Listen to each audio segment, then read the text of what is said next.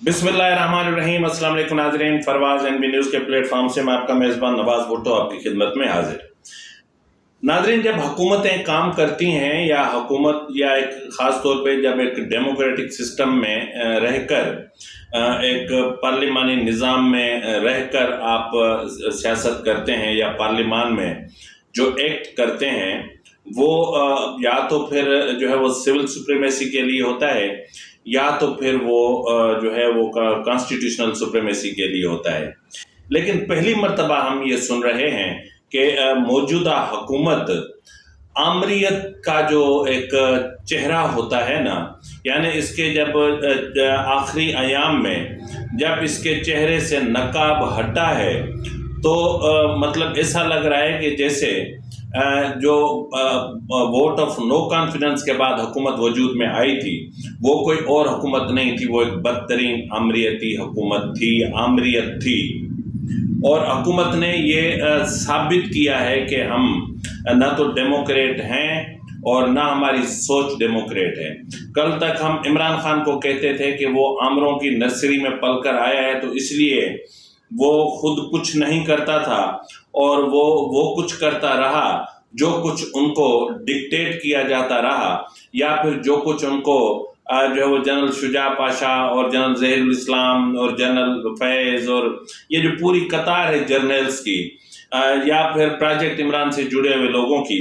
उन्होंने उनको जो समझाया है शायद वो वही करते हैं। नाज़रीन, मैंने आपको बताया नहीं कि आज हम इस मौजू पर भी बात करेंगे और इसके अलावा हम बात करेंगे कि आज इमरान खान को तोशा खाना केस में जो जिस मतलब एक बदतरीन किस्म की जो है वो उनके वकला को एक मतलब यूं समझ लें कि क्या उसको लिए कौन सा महज़िब लफ्ज़ होना चाहिए कि चलो मैं वो लफ्ज़ बोल देता हूं जो बोलना जाना चाहिए, यानी वो छितरोल हुई है कि मेरे ख्याल में उनके अकल ठिकाने आ गई होगी। वो मामलात को घसीट रहे हैं और क्यों घसीट रहे हैं इस पर भी हम बात करेंगे। पहले नाजरीन हम उस मौजू पर बात करते हैं जिस मौजू पे मैंने इब्तदा की थी। नाजरीन, आपको याद होगा कि चंद दिन पहले इसी हुकूमत ने जो बड़ी मासूम बन के कह रहे कि नहीं हमने तो ऐसा कुछ नहीं किया था, और पाकिस्तान पीपल्स पार्टी जो चैंपियन कहती है खुद को डेमोक्रेसी की और जो है वो जो कहती है कि जमहूरियत के लिए, जमहूरियत की बका के लिए, जमहूरी इदारों की बका के लिए, आइन की बका के लिए हमने कुर्बानियां दी हैं, हम फांसी पर चढ़े हैं, हमने गोलियां खाई हैं, हमने कोड़े खाए हैं, हमने तशद्दुद बर्दाश्त किए हैं, शोहदा की एक तवील फहरिस्त है। लेकिन अब जो कहते हैं ना कि डिबिया में डिबिया, डिबिया में डिबिया, डिबिया से आखिरी जो डिबिया थी उसमें से जो निकला है वो वही था जो उस दिन पाकिस्तान पीपल्स पार्टी के सेनेटर ने सेनेट में पेश किया इंतहा पसंदी के हवाले से बिल, जो इंतहा पसंदी के हवाले से तो बिल नहीं था, ताहम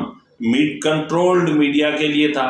कि उनको एक कंट्रोल्ड मीडिया चाहिए, एक ऐसा मीडिया चाहिए जिसके मुंह में जबान ना हो, एक ऐसा मीडिया चाहिए जिनके जहन सोच से खाली हों, एक ऐसा मीडिया चाहिए कि जिनके दिमाग में जो प्रोग्राम या जो सॉफ्टवेयर डाउनलोड किया जाए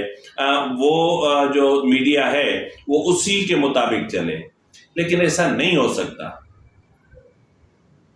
आप ऐसा नहीं कर सकते। आपने मीडिया को कंट्रोल किया हुआ है लेकिन आप सोशल मीडिया को किस हद तक कंट्रोल कर सकते हैं? तो रिजल्ट आपके सामने है। और वो तो खैर जो हुआ कि हुकूमत को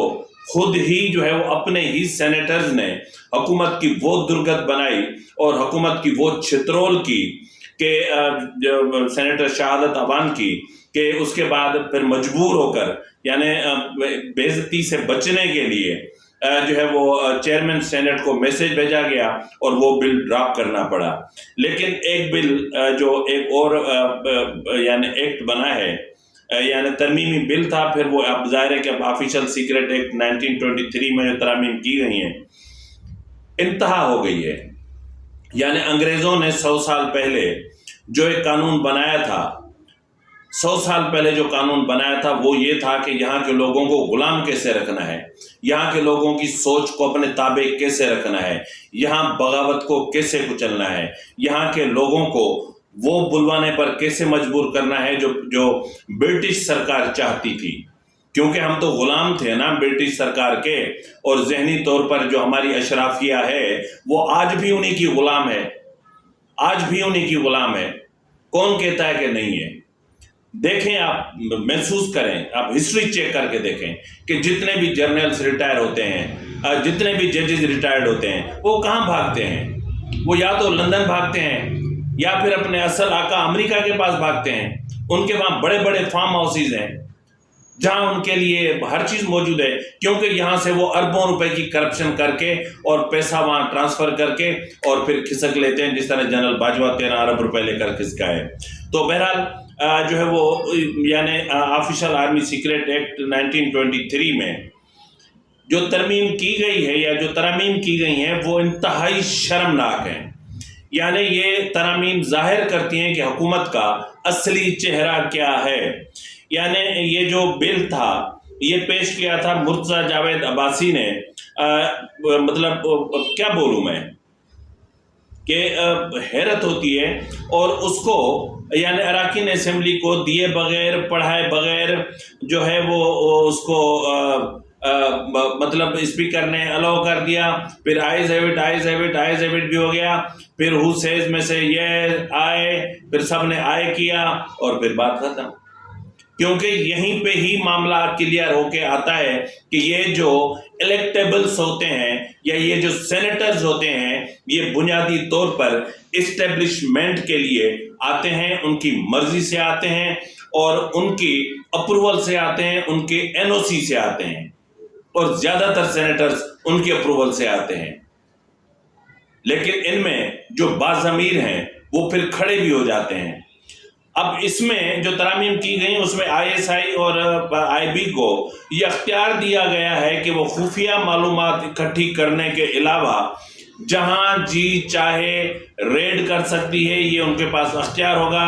ان کے پاس وارنٹ ہو یا نہ ہو یہ ضروری نہیں ہے، اور وہ اب معلومات کے حصول کے لیے طاقت کا استعمال بھی کر سکتے ہیں،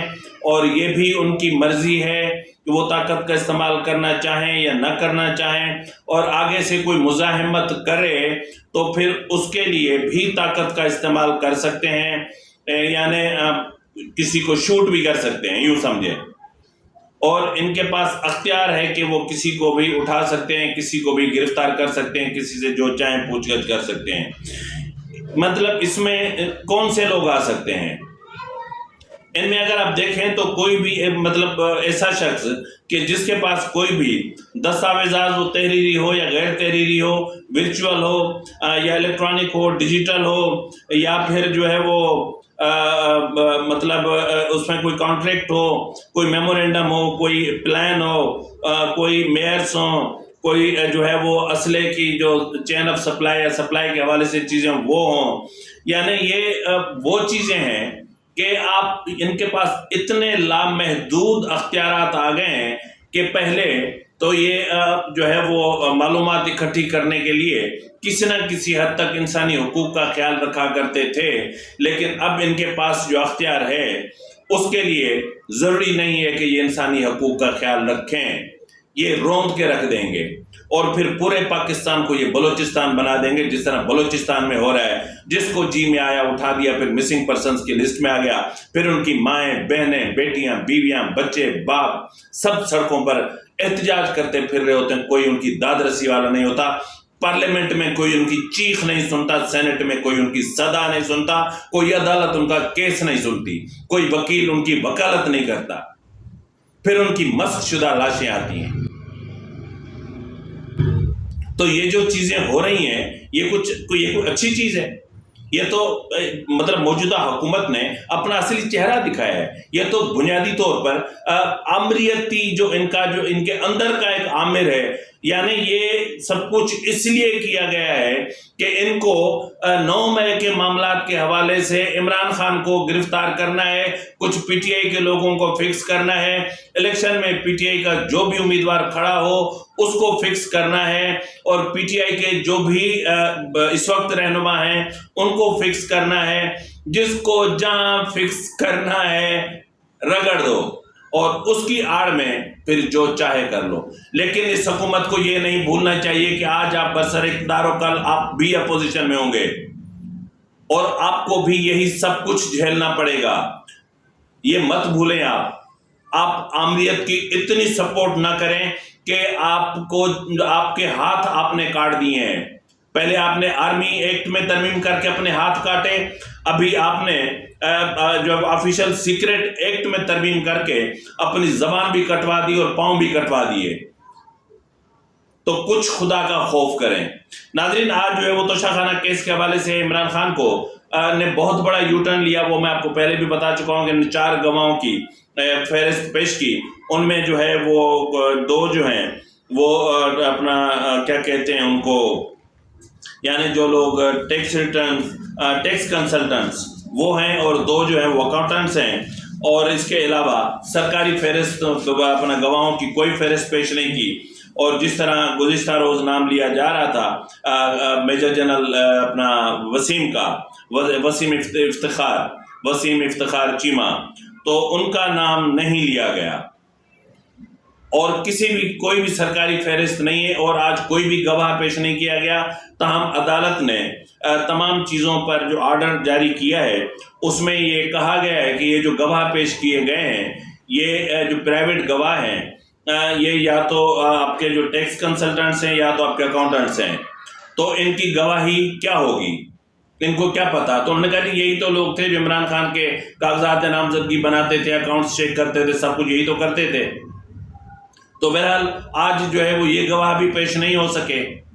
اور سرکاری گواہوں کی فہرست بھی نہیں دی گئی. تاہم عدالت نے یہ عمران خان کو حکم دیا ہے،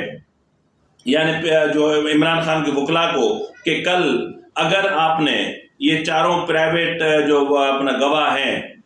وہ پیش نہیں کیے اور سرکاری گواہوں کی فہرست بھی پیش نہیں کی، تو پھر آپ کے جو گواہوں کے بیانات قلم بند کرنے کا حق ہے وہ ختم کر دیا جائے گا. دوسرے لفظوں میں یوں سمجھیں کہ سائڈ کلوز، اور اس کے بعد فائنل آرگیومنٹس، پھر فیصلہ. یعنی اب عمران خان اور سزا کے بیچ میں 2 قدم ہیں اور 1 دن ہے، یعنی کل کا دن. کل اگر جو ہے وہ کیونکہ عمران خان آپ کو پتہ ہے کہ جو ہے وہ میجر جنرل وسیم کا نام، کیونکہ اس وقت بریگیڈیئر تھے جب عمران خان وزیر اعظم تھے اور ان کے ملٹری سیکرٹری تھے، تو اس لیے نہیں دیا کہ اس کو پتہ تھا کہ اگر میں نے میجر جنرل کا نام دے دیا تو پہلے ہی اسٹیبلشمنٹ میں میری کیا پوزیشن ہے، میرا کیا اسٹیٹس ہے. پہلے بھی میں نیب میں یہ غلطی کر چکا ہوں اور کل بھی جوش میں آ کے میں نے یہ کر تو دیا، لیکن اب اس کا نام نہیں دینا، نام نہیں دینا، بس. تو مطلب یہ ہے کہ اگر ملٹری سیکرٹری کا نام آئے گا تو پھر بہتوں کا نام آئے گا. بات یہیں پر ختم نہیں ہوگی، پھر تو ایک لمبی فہرست پرائم منسٹر صاحب سے نکلے گی. پھر بہت سارے ان میں سے چور ہوں گے، بہت سارے کمیشن ایجنٹ ہوں گے، بہت سارے مڈل مین ہوں گے. تو بہرحال عمران خان کو اندازہ تھا کہ جو ہے وہ میجر جنرل وسیم افتخار چیمہ کا نام آنے سے جی ایچ کیو میں کیا پوزیشن ہوگی اور اسٹیبلشمنٹ میں عمران خان کی کیا پوزیشن ہوگی. تو اس لیے اس نے وسیم افتخار چیمہ کے نام سے وتھڈرا کر گئے اور کہا کہ عدالت چاہے تو بلا لے، سمن کر لے جی، ہم تو نہیں. تو بھائی آپ دو نا درخواست، ہمت ہے تو بہرحال ناظرین، عمران خان کا چیپٹر کلوز. 1 دن اور 2 اسٹیپ. اگر کل یہ گواہ پیش کر دیتے ہیں اور گواہ ریزنیبل ہوئے پھر تو ٹھیک ہے، پھر تھوڑا سا کیس کھینچے گا. یہ لنگر آن اس لیے کر رہے ہیں کہ آپ کو پتا ہے کہ کل ہائی کورٹ میں اس کیس کی سماعت ہے، اور اگر کل ہائی کورٹ سے کوئی فیصلہ آ جاتا ہے اور اگر عدالت اس کیس کی سماعت روک دیتی ہے پھر تو ان کو فائدہ ہے. لیکن جو چیزیں ہو چکی ہیں، جس طرح جو ہے وہ 342 کا اسٹیٹمنٹ ریکارڈ ہو چکا ہے، اس کے بعد میں نہیں سمجھتا کہ لاہور اسلام آباد ہائی کورٹ کوئی ایسا آرڈر جاری کرے گی کہ جس کے بنیاد پر جو ہے وہ یہ معاملات ہوں. ہاں، میں اتنا آپ کو ضرور بتا سکتا ہوں کہ کل لاہور ہائی کورٹ ڈیٹ دے گی. وہ ڈیٹ ممکن ہے ہو اگلے پیر کی یا منگل کی. تو ناظرین، اسی کے ساتھ ہی اپنے میزبان نواز بھٹو کو اجازت دیجیے. فی امان اللہ.